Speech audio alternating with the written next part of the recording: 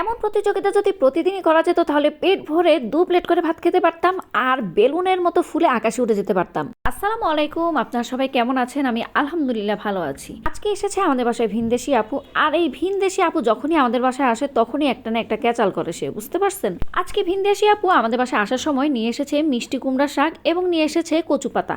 সে এসে আমাকে চ্যালেঞ্জ দিচ্ছে এগুলো দিয়ে আমি কিভাবে মজাদার রেসিপি বানাতে পারি। সে আমাকে চ্যালেঞ্জ দিল, বিশ্বাস করেন মেজাজটা এমন খারাপ হয়েছে, হাজার হাজার ভিডিও বানিয়ে ফেলছি, হাজার হাজার রেসিপি বানিয়ে ফেলছি, সে এসে আমাকে নাকি চ্যালেঞ্জ দেয়।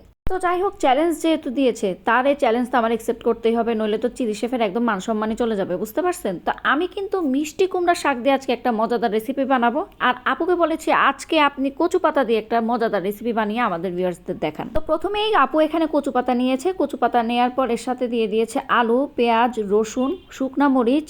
এরপরে এইগুলোকে খুব ভালোভাবে নেড়েচেড়ে দিচ্ছে, সাথে কিন্তু সামান্য পরিমাণ সয়াবিন তেলও দিয়েছে। এখন সামান্য পরিমাণ গরম পানি দিয়ে দিচ্ছে, তারপর কিন্তু ঢাকনা দিয়ে এগুলোকে রান্না করা হবে যতক্ষণ না পর্যন্ত সেদ্ধ হয়ে যায়। কচু পাতা এবং আলুটা যখন একদম পুরোপুরি সেদ্ধ হয়ে যাবে তখন কিন্তু চুলা থেকে নামিয়ে ঠান্ডা করে নেওয়া হবে। তো আপনারা দেখতে পাচ্ছেন পানিটা যখন একদম শুকিয়ে গেছে তখন কিন্তু আপু এই কচু পাতা এবং সবগুলো মিশ্রণকে নিয়ে নিয়েছে বাটনাতে এবার খুব সুন্দর করে ঘটনা দিয়ে সবগুলো মিশ্রণকে খুব ভালোভাবে পিষে নিচ্ছে। অবশ্যই মনে রাখবেন একদম সবগুলো মিশ্রণকে কিন্তু একদম সুন্দর করে পিষে নিতে হবে, তাহলেই কিন্তু এই মজাদার রেসিপিটা তৈরি হবে। তো এখন খুব ভালোভাবে আপু এই মিশ্রণটাকে পিষে নেওয়ার পর এর সাথে দিয়ে দিচ্ছে কাঁচা পেঁয়াজ। অবশ্যই মনে রাখবেন কাঁচা পেঁয়াজটা দিবেন, দিলে কিন্তু ফ্লেভারটা ভালো আসে। এরপরে সামান্য পরিমাণ লবণ এবং সামান্য পরিমাণ সরিষার তেল দিয়ে আবার খুব সুন্দর করে ঘুটনা দিয়ে এই সবগুলো মিশ্রণকে আবার পিষে নিচ্ছে। অবশ্যই মনে রাখবেন যে কাঁচা পেঁয়াজটা দেওয়া হয়েছে সেটা কিন্তু একদম পুরোপুরিভাবে আমরা পিষে নিব না, শুধু একটু আধা ভাঙা করে নিব। তারপর কিন্তু ঘুটনা থেকে সবগুলো মিশ্রণ একসাথে নিয়ে আবার খুব সুন্দর করে সবগুলোকে মেখে নিচ্ছি। এখানে হচ্ছে টুইস্ট, এরপর আপু এখানে দিয়ে দিবে এক টুকরো লেবুটাকে খুব ভালোভাবে চিপে দেয়া হচ্ছে। বিশ্বাস করেন এই লেবুটার ফ্লেভারটা এই ভর্তাটাকে পুরো অসাধারণ করে ফেলে। অনেকে হয়তো ভাবতে পারেন এই কচুটা গলায় ধরবে, এই কচুটা কিন্তু একদমই গলায় ধরে না, আর খেতে কিন্তু ভীষণ মজা। এখন সবগুলো মিশ্রণকে খুব ভালোভাবে আপু আবার মেখে নিয়ে তারপর একটি সার্ভিং ডিশে এই মজাদার কচু পাতা ভর্তাটাকে সার্ভ করে নিচ্ছে।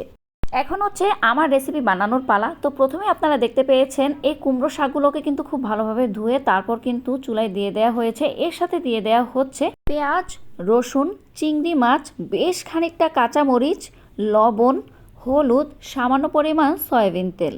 আপনারা চাইলে কিন্তু এখানে সরিষার তেলটা ইউজ করতে পারেন, কিন্তু সয়াবিন তেলটা আমি আজকে ইউজ করছি এখানে। এখন খুব সুন্দর করে সবগুলো মিশ্রণকে আমি মাখিয়ে নিচ্ছি। আরেকটি কথা হচ্ছে এখানে কিন্তু আজকে আমি ছোট চিংড়ি ইউজ করিনি, এখানে আমি বড় চিংড়ি নিয়েছি, আর বড় চিংড়িগুলোকে আমি ছোট করে পিস করে নিয়েছি। আপনারা চাইলে কিন্তু এখানে ছোট চিংড়িটাও দিতে পারেন, কিন্তু মনে রাখবেন ছোট চিংড়ির স্বাদটা একরকম এবং বড় চিংড়ির স্বাদটা কিন্তু আরেক রকম। তো যাই হোক, সবগুলো মিশ্রণকে আমি খুব ভালোভাবে মিশিয়ে নেওয়ার পর সবশেষে দিয়ে দিচ্ছি আলু এবং কিছুটা ধনে পাতা। এরপরে খুব ভালোভাবে মিশ্রণটাকে নেড়েচেড়ে ঢাকনা দিয়ে দিব। আপনারা দেখতেই পাচ্ছেন শাক থেকে কিন্তু বেশ খানিকটা পানি বের হয়ে এসেছে, আর আপনারা চাইলে কিন্তু এখানে এক্সট্রা সামান্য পরিমাণ পানিও অ্যাড করতে পারেন। এখন আবার ঢাকনা দিয়ে রান্না করে নিব যতক্ষণ না পর্যন্ত এই শাক থেকে পানি শুকিয়ে যায়।